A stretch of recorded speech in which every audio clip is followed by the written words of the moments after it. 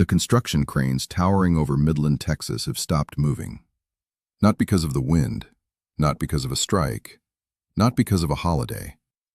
They stopped because the men and women who operated them crossed the border into Montana 3 days ago and haven't returned. The gas pipeline project beneath those cranes is 7 months behind schedule. The American welders who stayed behind are working double shifts, and the manager of this project, a 30-year veteran of the American energy industry, said something this week that no American project manager has ever said publicly, by name, in front of a camera. He said, "We can't finish this job. Not behind schedule, not over budget. We can't finish it at all. The people who knew how to do the critical welding have left, and there is no one in this country who can do what they did." Pause on that sentence. He didn't say the project will be delayed a few more months. He said it cannot be completed. That the skill needed to finish it simply no longer exists within the borders of the United States. We're talking about a $400 million project. Stalled. Not for lack of money, because of a single sentence spoken on camera in Houston by the President of the United States. The press conference took place after a meeting with executives from the American energy sector. A reporter asked the president about the bilateral skilled labor agreements that allow Canadian workers to participate in American industrial projects. Agreements that have existed for decades. Agreements that American companies rely on to make megaprojects viable, that the domestic workforce is too small to execute on its own. The response went off the rails almost immediately. The president said, "Canadian workers, look, I hear a lot about Canadian workers. They come here, work on our projects, and frankly, they're overrated. Way overrated. We have the best workers in the world here in America. Canadian workers are decent. They're okay, but we don't need them. We really don't. They should be grateful to be working on American projects. They should be grateful that we let them in. And honestly, they're replaceable. Every one of them is replaceable by an American worker who would do the job just as well, maybe better, for less money. And if Prime Minister Carney wants to play along with this arrangement, fine. We'll replace them by Tuesday." 3 words sum up everything that came after. Overrated, grateful, replaceable. These weren't political terms. They were dismissals. They were the words of someone who has never stood on a frozen pipeline site in February, who has never watched a certified welder join high-pressure piping in heavy rain, who has never needed a crane operator to position a 40-ton steel column 60 meters high within a quarter-inch tolerance. And within 3 hours, the response came. Not 3 days, not 3 weeks, 3 hours. Before continuing, the confirmed figures. Not my figures. Figures confirmed by documents filed with U.S. state regulators, by statements from U.S. labor unions, by letters sent to the White House by Republican governors, and by estimates from U.S. construction industry associations. The gas pipeline project in Midland, Texas, 7 months behind schedule, with the loss of 14 certified welders from a single crew. The LNG terminal in Louisiana, which was 7 months from completion after 2 years of construction. Completion date now listed as unknown. Estimated cost overrun of $400 million, according to documents filed with state regulators. The nuclear reactor in Pennsylvania. An estimated 4 to 6 month shutdown, costing $75 million, for a single facility with a single crew. In Manhattan, a crew of 11 Canadian steelworkers who had been working together for 8 years walked off a skyscraper project one Wednesday morning. The site superintendent, an American with 25 years of construction experience in New York, told reporters that he stood in the construction elevator for 5 minutes, just staring at the floor, after they told him they were leaving. The consolidated estimate from the U.S. Construction Industry Association, $8 billion in projected losses in the first year if bilateral labor agreements are not restored. 3 American unions, the International Brotherhood of Boilermakers, the United Association of Plumbers and Pipefitters, and the International Association of Ironworkers, issued a joint statement condemning the president's remarks. These are unions whose members overwhelmingly supported the administration in the previous election cycle. Workers who attended rallies, who cheered policies they believed would protect American jobs. 6 governors from states with major construction and energy projects wrote to the White House demanding the immediate restoration of the agreements. One of them, a Republican who had supported the president in every previous confrontation without exception, said publicly, "My state has $12 billion in active energy projects that depend on skilled Canadian labor. The president's statements have put all of them at risk. And calling them replaceable doesn't make it true. It makes us look foolish. When a Republican governor uses the word fools to describe the president of his own party in a public statement regarding energy infrastructure, we are no longer in the realm of normal politics. The revelation isn't in the stalled projects. It's in this. America has no way to replace these workers. And he knew that before calling them replaceable. The Canadians who left American construction sites were not generic labor.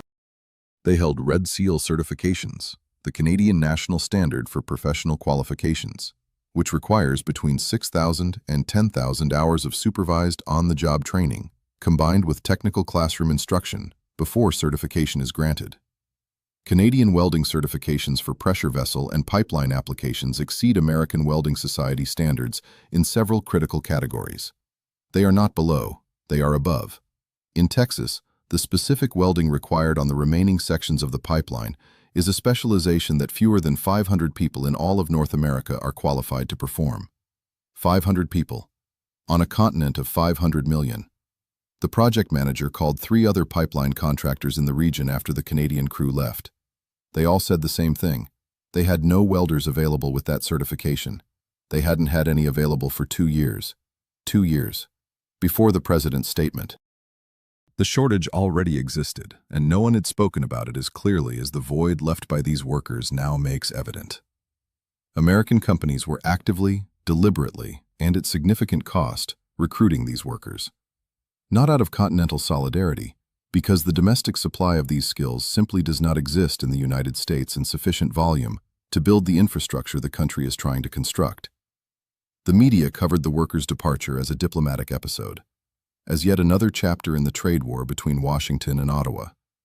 No one asked the obvious question: why does America, the world's largest economy, with the world's largest labor market, not have 500 people qualified to perform a critical energy infrastructure weld? That question was not asked, and it wasn't asked because the answer forces us to admit something that no one in the American political class wants to admit in public. This didn't start with a single sentence in Houston. This has been building for 40 years, and it's the kind of collapse that only becomes visible when something exposes it abruptly and irreversibly. America currently has an estimated shortage of 650,000 skilled construction workers. This is not a projection, it is a current measurement. The average age of a certified welder in the United States is 55, which means the core generation will retire over the next 10 years. Enrollment in apprenticeship programs for construction trades has fallen 31% over the past 2 decades. For every 5 skilled workers who retire in America, only 3 enter the field to replace them. That ratio, 3 to 5, is the mathematical definition of a slow-motion structural collapse. It has been building ever since American education policy began systematically pushing young people away from skilled trades and toward 4-year college degrees. An entire generation was raised hearing that working with one's hands was a second-class choice. Think of Vietnam. Think of Iraq. Think of Afghanistan. In each of these conflicts, the pattern was the same. A political class that made decisions about capabilities it did not understand, because the costs were always paid by other people. The collapse of the American skilled workforce operates by the same mechanism. Decisions on education policy were made by people who never needed a certified welder. And the costs of those decisions, accumulated over 40 years, are now being paid by project managers standing in elevators staring at the floor, by governors writing desperate letters to the White House, and by taxpayers who will foot the $8 billion in losses that a single statement caused. The Canadian workers who filled that gap weren't taking American jobs. They were doing work that American companies couldn't find Americans to do. That distinction is fundamental. And it was precisely that distinction that the president ignored when he said they were replaceable. The part that no one is arguing about is not economic. It is this. Canada did not react with anger. It reacted with surgical precision. And the precision of that response suggests it was planned long before the declaration that triggered it. Within 3 hours of the press conference in Houston, Prime Minister Mark Carney activated a 4-part response. First, the Canadian Department of Labor issued an immediate notice to all Canadian skilled workers on U.S. projects, recommending their return to Canada within 30 days. Second, immediate suspension of bilateral labor mobility agreements. Third, expedited processing of visas for workers seeking employment in Canada, the European Union, the United Kingdom, Australia, and the Gulf states. Fourth, and most significant, a $20,000 retention bonus for any skilled worker returning from U.S. projects who committed to Canadian employment for 2 years, funded entirely by tariff revenues collected on U.S. imports. Translate that, Canada used money from U.S. tariffs to pay Canadian workers to leave U.S. projects. America indirectly financed the very crisis it is currently experiencing. Carney said that night, "Canadian workers are not overrated. They are not replaceable. They are not grateful for the privilege of building someone else's country. They are the best trained, most certified, and most professional in the world." If the President of the United States believes that Canadian welders, pipe fitters, iron workers, and electricians are replaceable, we respectfully invite him to replace them. That statement is not rhetoric. It is a test. And the test failed within 72 hours. Mark was a welder in Texas who spent 12 years building American gas pipelines. He arrived at age 26 with a travel bag and a welding helmet. Over the course of 12 years, he trained 14 American welder apprentices. He bought a pickup truck in Odessa. He went to the Baptist church with his American girlfriend's family on Sundays. He coached a Little League baseball team. His foreman, a Texan with 30 years of experience in oil field construction, called Mark the best welder he had ever supervised in 3 decades of his career. When the notice arrived, Mark spent 2 days deciding. He didn't want to go. Texas was home. But his mother called from Quebec after seeing the clip of the press conference. The union representative said Canadian companies in Alberta were offering immediate placement. The foreman called with a broken voice and said, "I don't want you to go. Nobody here wants you to go. But I understand." Mark told a Canadian news channel, "He called me replaceable. I've been here for 12 years. I train the guys who are going to have to finish this pipeline without me. I coached their kids' baseball team, and the President of the United States went on TV and said I should be grateful and that I'm replaceable. I'm not angry. I'm hurt.